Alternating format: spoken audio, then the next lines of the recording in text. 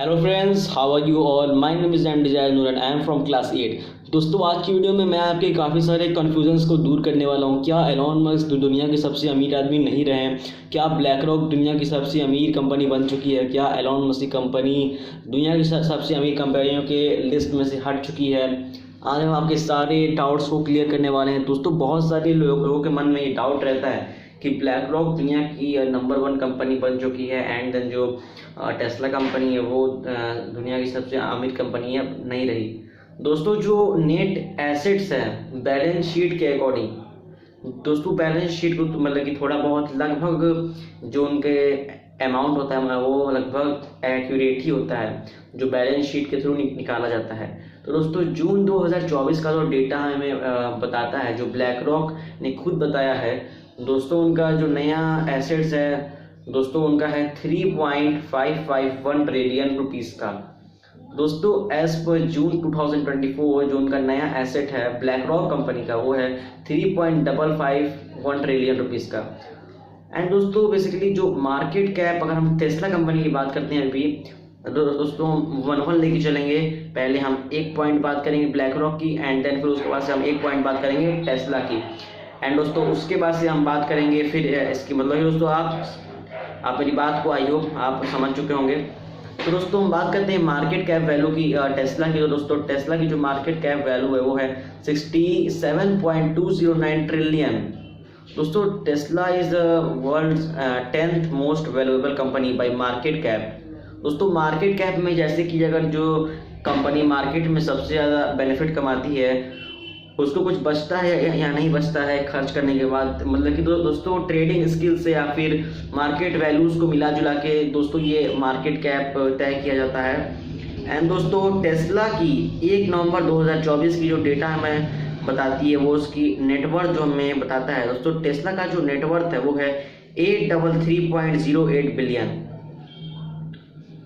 दोस्तों, मैं आपको एक और डाउट आपका क्लियर करना चाहता हूँ कि जब ब्लैक रॉक के एसेट्स बढ़े हैं, मार्केट कैप्स बढ़े हैं, तो ब्लैक रॉक आखिर क्यों नहीं फोर्ब्स लिस्ट में आता है? ब्लैक रॉक के सीईओ या फिर ब्लैक रॉक के जो ओनर हैं वो क्यों नहीं आते हैं फोर्ब्स लिस्ट में? आखिर इसके पीछे का कारण क्या है? क्या ब्लैक रॉक अपने पैसों को दान करता है? क्या ब्लैक रॉक अपने पैसों को वेस्ट करता है या फिर क्या, मतलब कि क्या कुछ है, या फिर ब्लैक रॉक अपने सारे पैसों को इन्वेस्ट कर देता है? दोस्तों, इसके पीछे के जो भी कारण हैं उन पे आज हम बात करने वाले हैं। दोस्तों, ब्लैक रॉक दुनिया की सबसे बड़ी एसेट मैनेजमेंट कंपनी है। दोस्तों, उसके पास लगभग 8.5 ट्रिलियन डॉलर के एसेट्स हैं। बट फोर्ब्स लिस्ट के हिसाब से विश्व के सबसे रिचेस्ट पर्सन, विश्व के सबसे अमीर आदमी जो हैं वो ब्लैक रॉक में के नहीं है, मतलब कि ब्लैक रॉक का फोर्ब्स की सूची में नाम ही नहीं आता है। और दोस्तों, रिचेस्ट पर्सन की लिस्ट में सबसे टॉप पे नाम आता है, आपको दोस्तों पता ही होगा किनका नाम आता है, आप प्लीज़ कमेंट कर दीजिएगा। क्योंकि दोस्तों कंपनीज की रैंकिंग उनके मार्केट कैपिटलाइजेशन के आधार पर की जाती है, ना कि एसेट्स के आधार पर। तो दोस्तों, मैंने आपको पहले ही बताया कि मार्केट कैप टेस्ला का ज़्यादा है। एंड दोस्तों, ब्लैक रॉक एक एसेट मैनेजमेंट कंपनी है, जैसे कि मैंने आपको बताया, जो दूसरी कंपनियों के शेयरों में निवेश करती है, लेकिन वह खुद कोई उत्पाद या सेवा नहीं बेचती है। दोस्तों, ब्लैक रॉक कंपनी जो है, मैं आपको मतलब कि थॉरोली अभी क्लियर करता हूँ कि ब्लैक रॉक कंपनी जैसे कि इस पेन या फिर कॉपी की तरह कोई भी सामान बना करके, मैन्युफैक्चर करके या फिर कोई भी कार वगैरह बना के डायरेक्ट बेचती नहीं है। दोस्तों, इसमें साफ साफ इस रिपोर्ट में लिखा हुआ है कि ब्लैक रॉक दूसरी कंपनियों की तरह किसी प्रोडक्ट या उत्पाद या सेवा को नहीं बेचती, वो दूसरी कंपनियों के शेयरों में निवेश करती है, लेकिन इसलिए उसका मार्केट कैपिटलाइजेशन टेस्ला से कम है।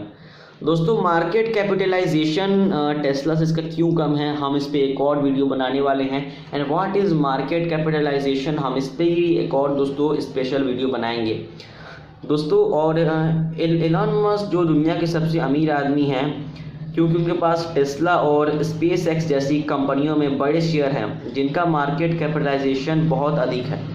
दोस्तों अब हम देखने वाले हैं कि एसेट्स में और कंपनियों में क्या अंतर होता है। दोस्तों ये वीडियो आपके लिए काफ़ी इन्फॉर्मेटिव हो सकती है, आप चाहें तो इसे लाइक कर दें एंड अपने दोस्तों में इसे आप शेयर कर सकते हैं ताकि उनके भी कन्फ्यूजन जो हैं वो दूर हो जाएं। तो दोस्तों अगर हम अब यहाँ पर डिफरेंस दोस्तों अब हम जानें कि एसेट्स और कंपनीज़ में क्या डिफरेंस होता है।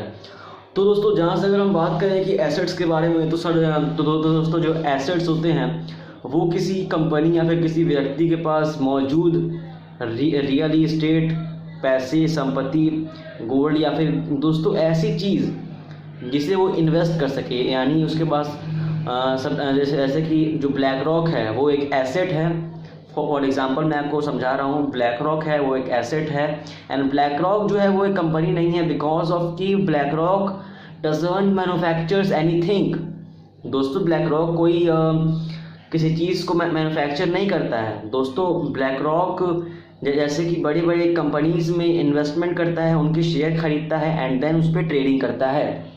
तो दोस्तों जो ब्लैक रॉक है वो एक एसेट हो गया क्योंकि उसके पास मौजूद संपत्ति है, मौजूद उसके पास रियल इस्टेट है, उसे वो इन्वेस्ट कर रहा है। तो इन्वेस्ट अपने संपत्ति या अपने रियल इस्टेट को जो इन्वेस्ट करे उसे एसेट कहते हैं एंड उसे इन्वेस्टर भी आप कह सकते हैं। बट उसके जो संगठन हुआ हम उसे एक एसेट कहते हैं। बट दोस्तों अगर हम कंपनी की बात करें तो वो जो कंपनी है वो एक व्यवसायिक संगठन बनाए और उसी के साथ वो उसे अपने सामान को उत्पादन करके बेचे, उसे कंपनी कहते हैं। जैसे कि कोई कंपनी है वो इस कॉपी को बनाए और बेचे या फिर सप्लाई करे ट्रेडर्स को। तो दोस्तों हमारे चैनल को प्लीज़ सब्सक्राइब करें। Thank you and have a nice day. Bye.